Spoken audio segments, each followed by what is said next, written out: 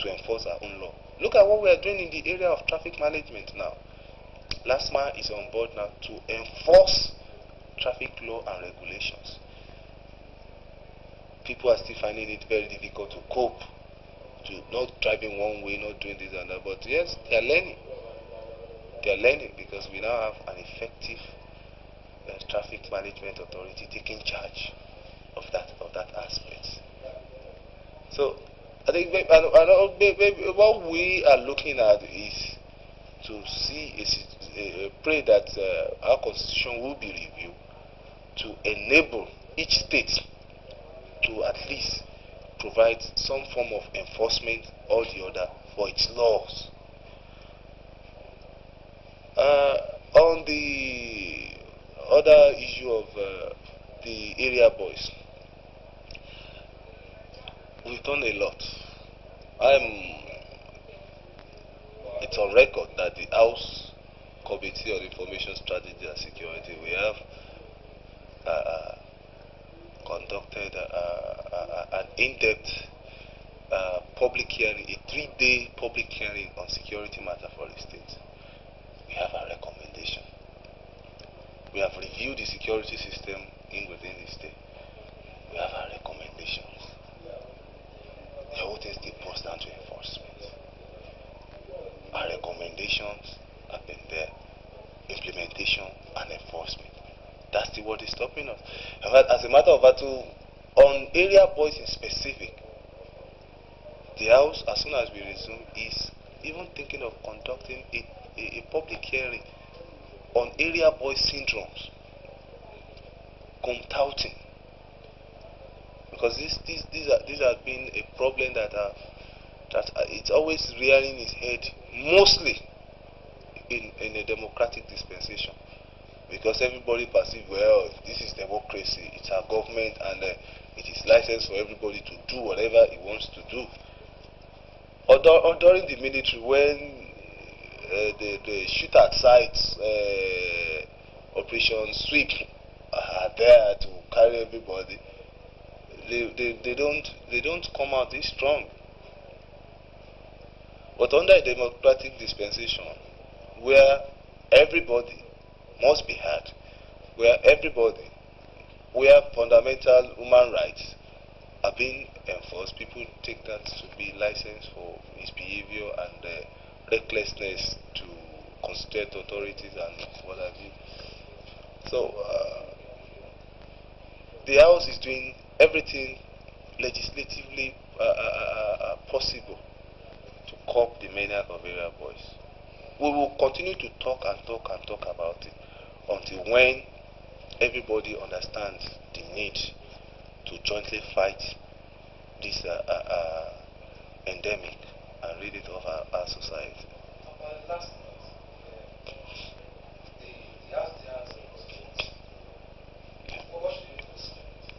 What?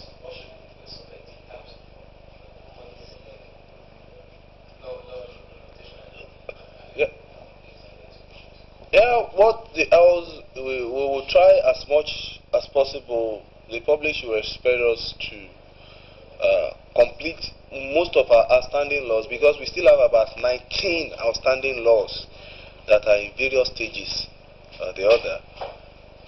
We want to complete those laws. We also want to see a scenario where the House will be much more responsive to the yearning of the public. We will try as much as possible to entrench the legislative culture which we've been lacking in the civil society, and most importantly to stretch that governance is a collective responsibility. It's not the problem, it's not the responsibility of the elected or appointed officers alone. The market woman, the schoolboy, the taxi driver, everybody, it's our collective responsibility, and we should all strive together to ensure the success of our democracy. More so during the period that we will be entering right now. Our problem in the society, in Nigeria as a whole, has never been the first election. It has always been transiting from a civilian administration to another civilian administration. And this is why the House will sit down, be firm in its decision, be firm in its policy statement to the public to ensure the success of the next republic. You're welcome.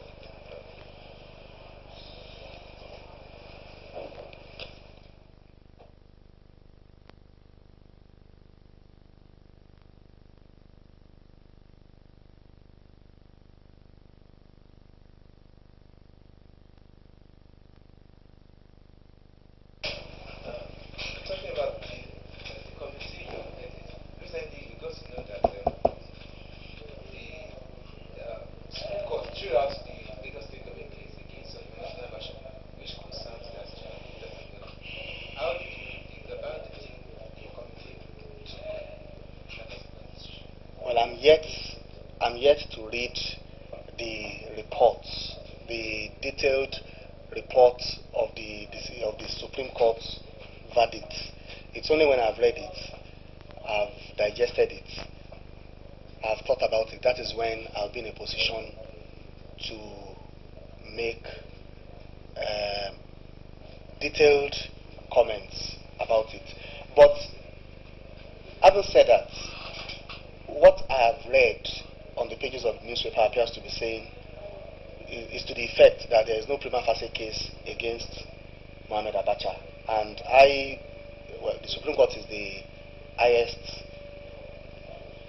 court in Nigeria, and well, we have to respect the decision of the Supreme Court so as not to let others disrespect the Supreme Court as a whole. But I am of the opinion that if evidence tendered so far in court is to the effect that money was either offered or given to those who perpetrated the act of killing Kudirat Abiola to escape out of the country, offered by Mohamed Abacha, and I don't think it has been controverted on record, I don't think it's in order to now decide that there's no prima facie case against Mohamed Abacha. What else do we mean by prima facie case? He could go to court and report it, but at least an allegation has been made that needs to give the court jurisdiction to sit on the matter and to try him, and which makes him in criminal or an accessory after the fact, even if he was not an accessory before, or the principal offender, or an accomplice. An accessory after the fact could be charged for the same offense, and by offering money with a view to concealing or letting them escape is enough to give the court jurisdiction to try Mohamed Abacha. But like I said, I will like to read the reports. This is what I read from newspaper reports, and I feel it is only fair for me to read the detailed reports of the Supreme Court, not the edited one, so that I can now make up my mind how I feel about Supreme Court. So preliminarily, I feel that even going by what I read on the pages of newspaper, I think Mohamed Sani Abacha had a case to answer. Especially it came at a time that we were hearing that the federal government was negotiating with the family on the death abroad. And if you hear what common men are saying on the streets, it's as if that was part of the negotiation that Mohamed Abacha be released. I know there are so many other charges that could be brought against him, but when we get there, we will cross those hurdles. So it's always difficult to look at justice from the perspective of those on the streets, because the judges will only use the available materials, which basically are the court processes, the briefs of argument and other court processes before them, not the opinion of common men on the streets, which is an issue in legal theory that has to do with morality and law. But without getting that far, I feel if the account I read on the pages of the newspaper is anything to go by, I don't think Mohammed should be released, especially now that the confidence in the police and the confidence in the judiciary seems to be dwindling because of Chief Bola Ige's matter. Earlier on to come chairman on information, and one of the questions I posed was that though bills were passed, this generated a lot of criticism. But again, even the one that passed has not been obeyed. You're talking about this company, the companies taking their staffs in trucks and area boys and stuff. What is your own committee to make sure that those laws are being passed? Well, I'll first of all like to say that there are two ways to look at it. We have some resolutions which do not have force of law, and to the best of my knowledge, because they don't have force of law, there's nothing we can do about those issues. But to the best of my knowledge, the executive arm of government has been, to a large extent, been obeying the resolutions of the House, although they don't have force of law. The one that readily comes to mind is the military arcade oppositors that is now more or less belonging to Lagos State government, and we don't use it for military parade any longer. We now go to the race course, the military arcade in Lagos, and there is now a mace there, symbol of democracy. So that is that. On the issue of the laws, it depends on, we are there to make laws. We don't enforce laws, just like we don't interpret laws. A fortiori, enforcing the laws, it's for the judiciary to interpret the laws, it's for the law enforcement agents to enforce the laws. It is when there is need for execution of the laws, as in carrying out the laws, that the executive arm of government comes to the fore. For instance, if there's something the governor should do or a commissioner should do, we can ensure that that is done, because we have a duty to call them to the committee to find out why they've not done so. If they have any problem with us, they can sue us to court. The executive arm of government can sue us if they feel we don't have the constitutional power, for instance, to pass the law, to pass the bill into law. But having said that, the specific issue you mentioned, the problem we have in Lagos State, which I believe we have in Nigeria in general, is federalism, whether there is true federalism or not. If there is a state police in Lagos State, I can assure you that they would have been enforcing. I have seen one or two trucks, despite the fact that there is a law in Lagos State that says, in essence, that workers should not be treated like animals.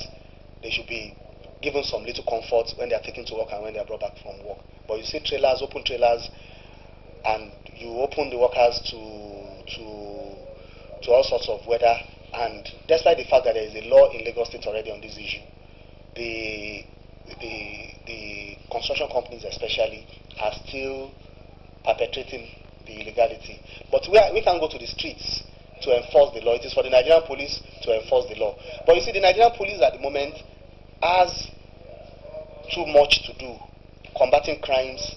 I'm talking about even armed crimes. Talk less of 419 and a lot of things. Which is why we are saying that the federal government is too big an establishment as it is for anybody to run. Which is why we've been clamoring that we should go back to where we were in 1966, before the coup in 1966, before military came in. That is the best Nigeria has ever had when we're talking about true federalism.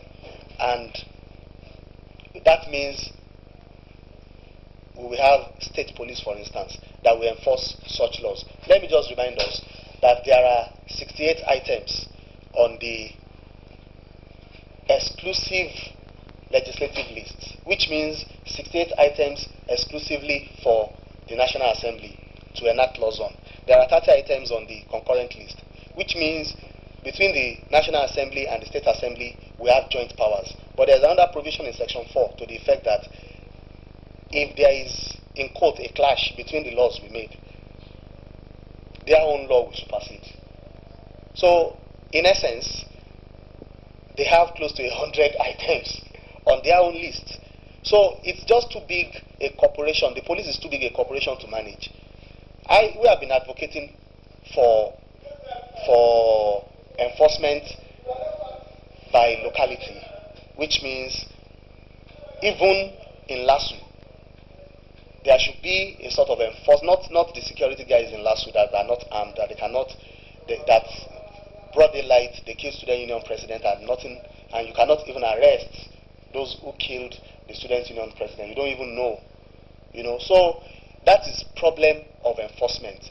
There is very little we can do for as long as it is the federal government that we enforce. Let me give you another problem we have in Lagos State when it comes to administration of justice. The prisons we have in Lagos State, Ikoyi and Kirikiri, are federal organs. You have the police that is federal. The IPO is federal. If the IPO does not come to court on any day, what do we do? If they don't bring the accused to court, what do you do? It is different if they are, the way it should work is that Ministry of Justice, meanwhile these cases will still be tried by Ministry of Justice. If you go to your state now, the DPP will say something today, the police PRO as in when we will say something else tomorrow, the Commissioner of Justice, Attorney General in Oyo State, will say something else 2 days time, because there is this problem, there is this dichotomy between our federalism, who is going to run what. So not until we get all these facts to the table, and the only table we can ever get these facts to is at a conference where all of us will sit down to agree, to have a consensus added them that this is what we want to do in Nigeria. This is how we think Nigeria should be run. This was what we did between 1958 and 1960 when we had constitutional conferences in England, and which ushered in the 1960 Constitution and the 1963 Republican Constitution. But since the military took over, we've had a militarized system, which was due to the command structure of the army.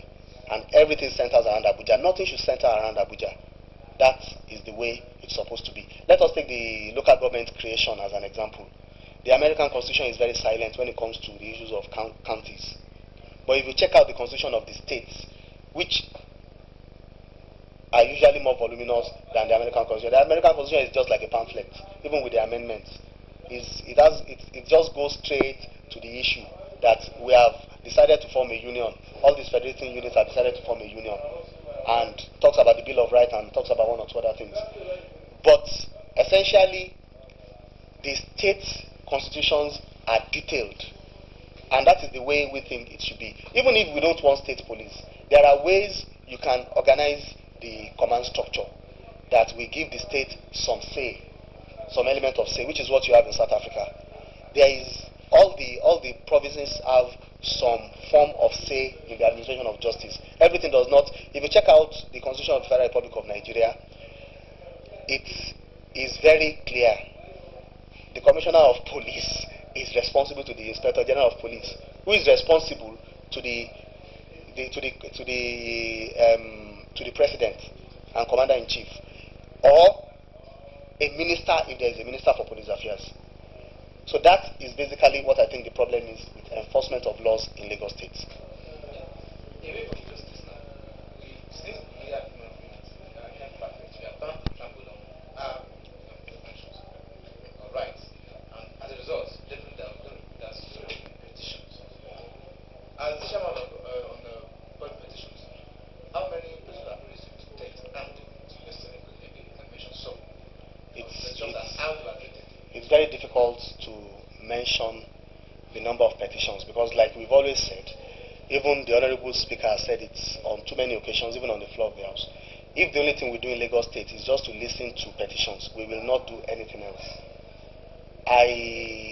I'm talking about hundreds of petitions, and it is difficult. And you see, what we have decided to do, if you go by the rules of Lagos State Assembly, strictly by the rules of the Lagos State House of Assembly, it means the petition, before they are heard by Lagos State, must be mentioned first and foremost on the floor of the House. It is after it has been mentioned, which, if there is prima facie case, more or less, is now committed to the House Committee on Human Rights and Public Petitions, that will now invite the parties now look into it.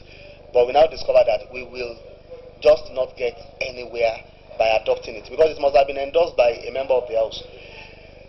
About 99% of the petition we receive, if not almost 100, about 99, over 99% of the petition we received are sent directly to either the Honorable Speaker or to the Chairman's Committee on Human Rights and Public Petitions. And we felt it would be inequitable and unjust if we just send them back and ask you to either approach any honorable member in the House of Assembly or the honorable member representing you to endorse it.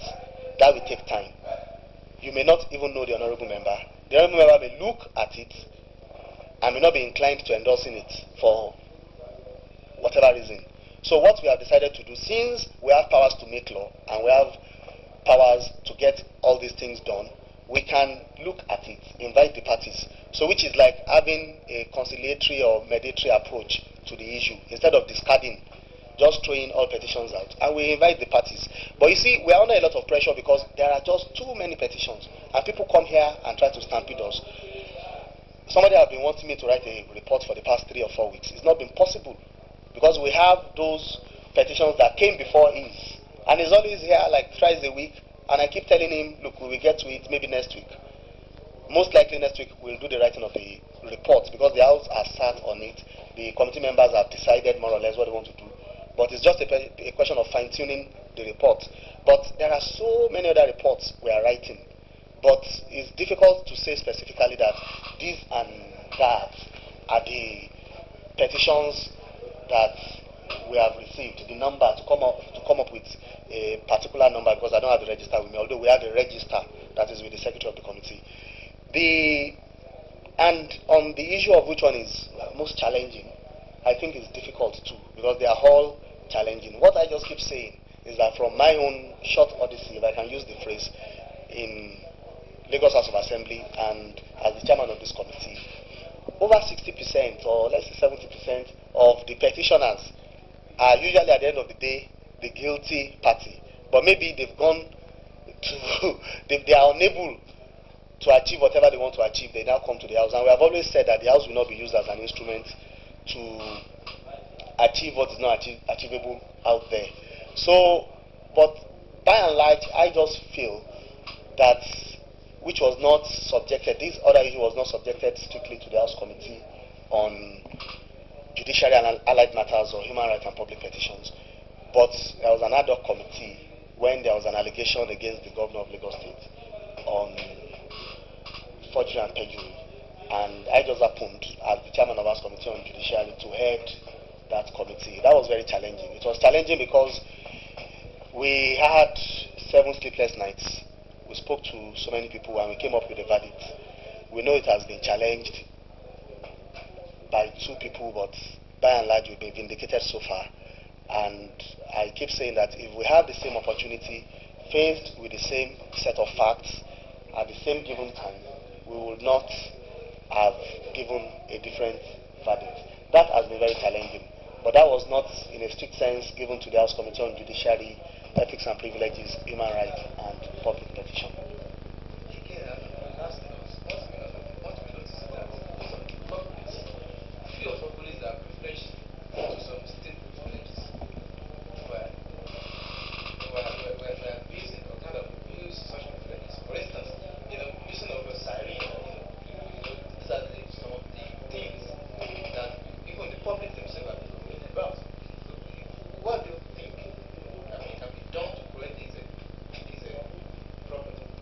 You see, yes, there are privileges in government, and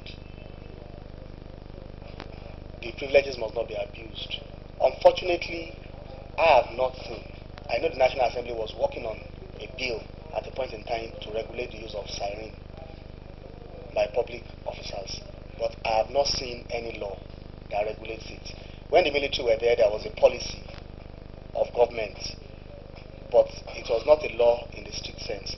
So it is difficult for you to now say you want to apprehend Mr. X or Mr. Y for using siren. I don't have siren in my car because I don't think I'm entitled to use siren. Just like I don't have an Audi, for instance. But the truth of the matter is, you don't apprehend if there is no law that forbids it. Like I said, I'm aware that there was a bill at the National Assembly, but the issue of interest, self-interest came in. Probably senators should be included or not. What of honorable members at the National Assembly? Of course, honorable members in the State House of Assembly, we also advocate for it. Of course, councillors will also advocate for it. So who's going to use siren? Where will it start? Where will it stop? So those are the issues. In Lagos House of Assembly, we have a code of ethics, which is standard everywhere. And we had, we actually considered the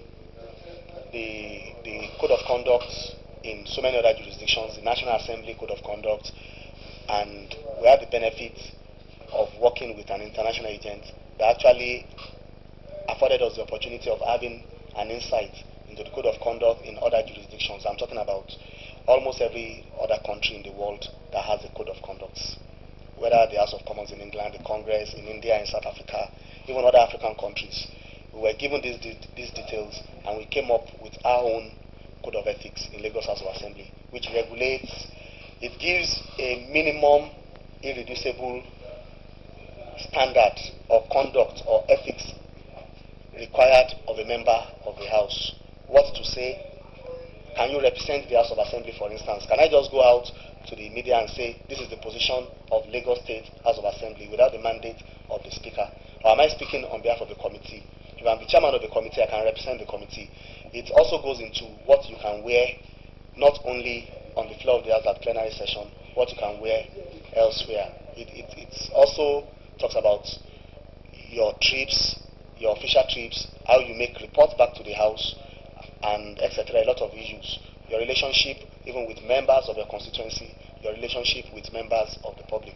And we have tried our possible best to adhere to the Code of Ethics. I am not aware, there has not been anybody that has been brought before the House Committee on Ethics and Privileges for abusing the Code of Ethics or the privileges. But let me just quickly say again that we must all appreciate the fact that we are starting democracy afresh in Nigeria. The reason why I'm saying this, people may say, look, you've been at this thing for 3 years. It does not take 3 years to get the right people into the respective public offices. It will take some time. You will vote people in, you will vote people out. You will even make along the line make the mistake of voting wrong people in and voting the right people out. And you have to address it in 4 years unless you recall the person from parliament or the person is impeached if it's an executive person. So these are some issues we must. There was that of precedent. The very few ones we could lay our hands on, we made use of. And this is a fundamental part of legislative procedure. There must be precedent. How was it done at the first assembly? How was it done at the second assembly? How was it done at the third assembly? Now the fourth assembly. So these are the issues, these were the challenging issues that confronted us, which is the whole essence of starting a Code of Ethics afresh. We should have met Code of Ethics when we came. We started the rules of the House afresh, the standing rules of the House of Assembly. We drafted the rules. And it is against this background that we must appreciate the fact that there is room, in quotes, to fumble and wobble. For now, there will not be excuse in future. But definitely, if you get to a parliament and you did not meet any standing rules, any code of ethics, there is room for people to just behave the way they think they would until you now put these things in place. We have tried our humanly possible best. For instance, even the Alliance for Democracy government in Lagos State, I know the executive arm of government had transitional committees that looked into what we will do when we get into government. But at the legislative arm of government, AD Parliamentary Caucus, before we were inaugurated, we also set up some committees because we also believe that we are partners in progress and we should not leave everything, we should not leave policy incubation to the executive arm of government. I also happen to chair the transitional committee of the legislative arm of government on judiciary, and we actually highlighted some things which are basically some of the things we are trying to achieve now, just like building new courts in Lagos State and creating more judicial divisions, etc. There are so many issues involved. We've been working in line with that since we were elected, because the committee started before our inauguration.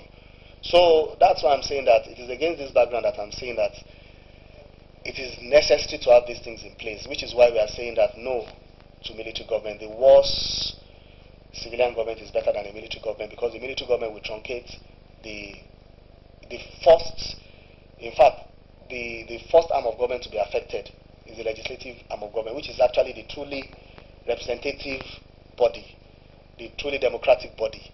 So that is why I'm saying that along the line, people may abuse privileges. People may abuse privileges, but the most important thing is that by the time we go through democracy for a long period of time, there will be a standard, and that is the standard we work with. You're welcome. You're welcome, sir.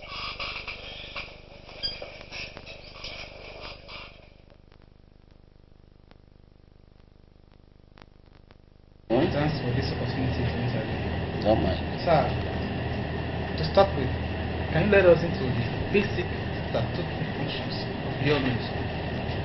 Okay. Oh, sorry. Yes. To start with, sir, can you let us into the basic statutory functions of your ministry?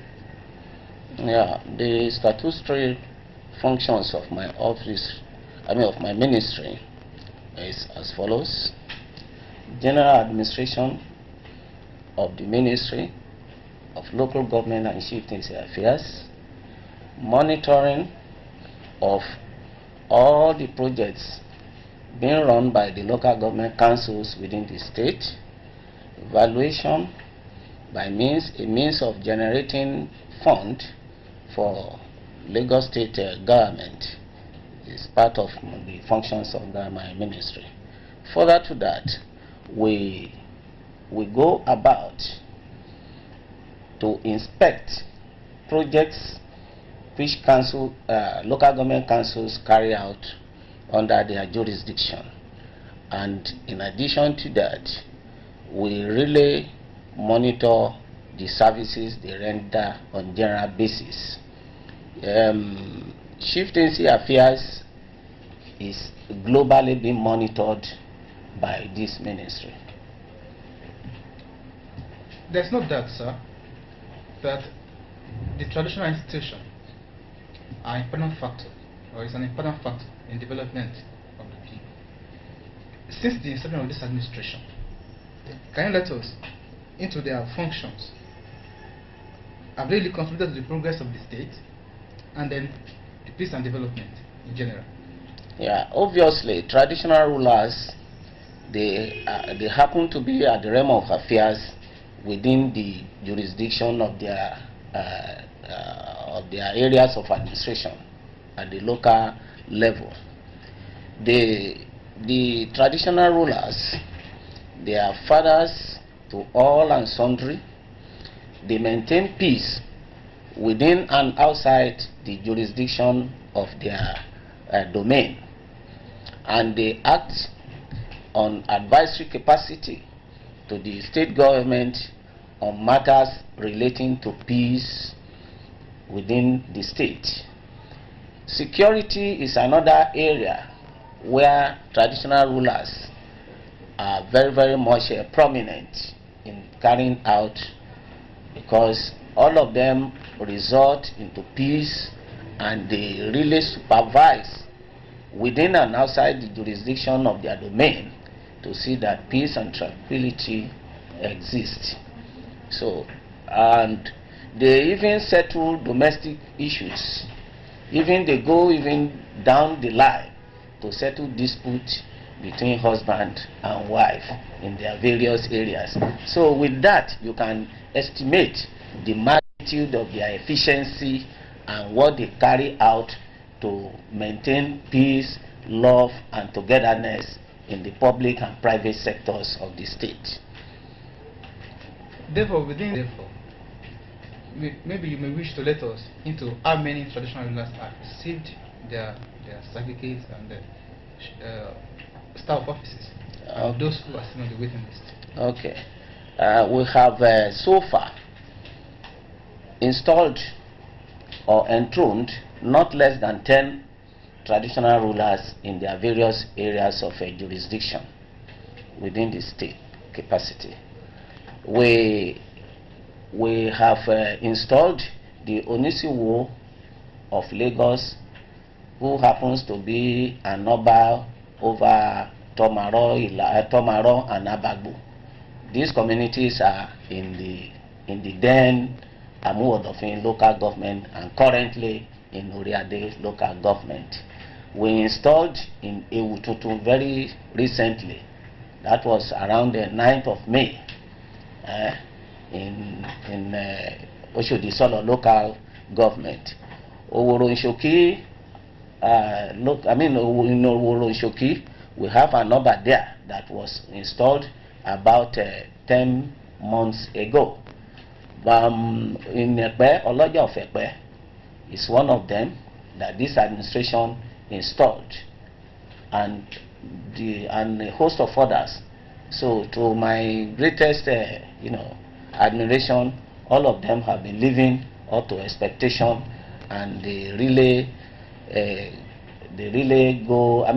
carry their subjects along in the administration of their various communities, and they properly relate with us in the ministry, and we are very much proud of them. Another issue that has to do with the ministry was the recently postponed local government election, which was slated for August 10. What is the position of the state government on this issue? Okay. Obviously, the creation of local government in the state is having to do with the laudable program of the Asiwaju Bola Ahmed Tinubu, the governor of Lagos State, to the development of Lagos State in general. The postponement of election into the local government for now, the position of the Lagos State government is not seeking or has not been seeking for the postponement, but this has been caused by the federal government not really wanting the election to hold as stipulated, left to the governor of Lagos State and a host of other governors. They had wanted the election to take place come 10th of August.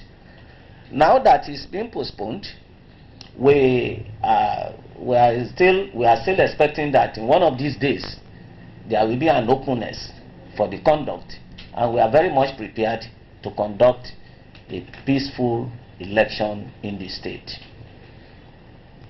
into the local governments.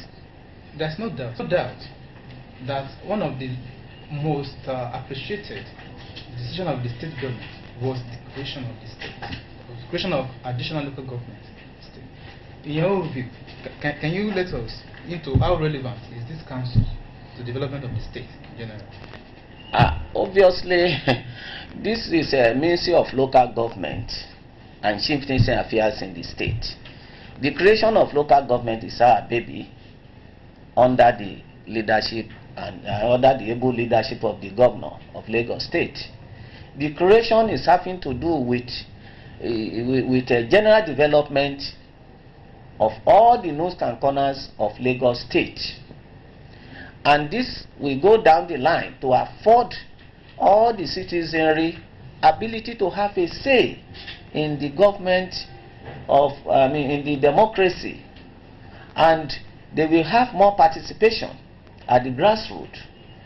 And it brings about governance closest to the people. So the essence of it is to give room for adequate participation of governance in the state.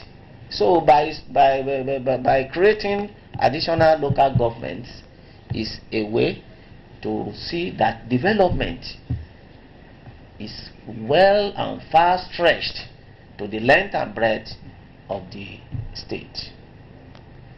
So, another one is the burden on the local government is that apart from the creation, Yes. maintaining this local government is another issue. Sorry. And then recently, the Federal Revenue Mobilization Fees and Allocation Commission was saddled the state government with the running of the local government for some certain period. Okay. Before the federal government cannot take it over. How realistic is it? Well, the creation of local government in the state is the baby of the state. The state has that provision, constitutional provision to create one, and the state has created it. The state will not check on her responsibilities to see to the welfare, development, credibility of creating the local government councils throughout the state. We will not allow them to suffer any untold hardship. You can just understand that there is, for now, joint account committee that regulates the revenue that comes into the state coffers. We do the chairing at a round conference table with the local government chairman, and the same process may even apply in future if the federal government will not immediately accede to reimbursing this local government because of the constitutional provisions. And besides that, this local government that has just been created, they are within the landscape of the state. It does not give it any wider scope than what it was before the creation. And we will manage, you see, to the yearning and aspiration of the citizenry, whatever is within the limit, whatever is within the resources of the local government, to see that all the local governments so far created are buoyant and are performing effectively to the administration of the citizens we govern.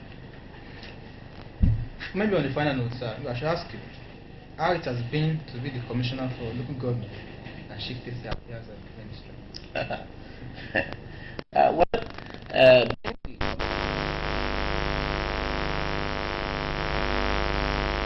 That one covers the responsibility throughout the length and breadth of the Lagos State landscape. For that singular reason, it is an enormous task. It is a task that must be accomplished, and it is a responsibility we owe to the public to really address the issues they bring in and address issues that we even perceive the ministry should take care of. So we do all things within human scope. Do our possible best at the table here, and we extend this request to all people who come in and out for one request or the other. So on a global outlook or on a general basis, it's not an easy task to be commissioner for local government and Chief Tese affairs, but that does not mean one is not up to the task, because human possible we are addressing the issues of various areas of needs by the citizenry. Thank you very much. It's a pleasure. A pleasure.